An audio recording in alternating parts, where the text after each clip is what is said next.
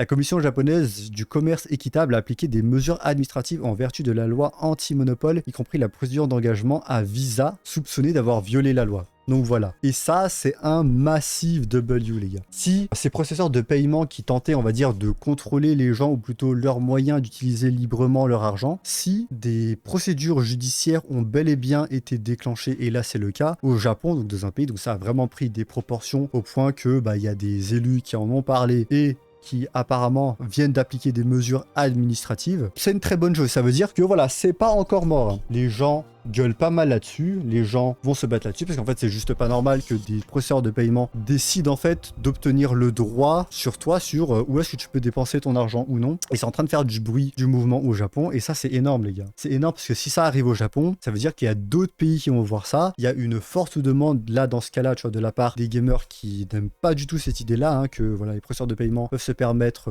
ce genre de choses, et du coup, de voir que dans un pays, il y a des gens qui décident de lutter contre ça, ça va sûrement créer d'autres types de mouvements pour contrecarrer, on va dire, Visa et PayPal, de contrôler où les gens peuvent dépenser leur argent.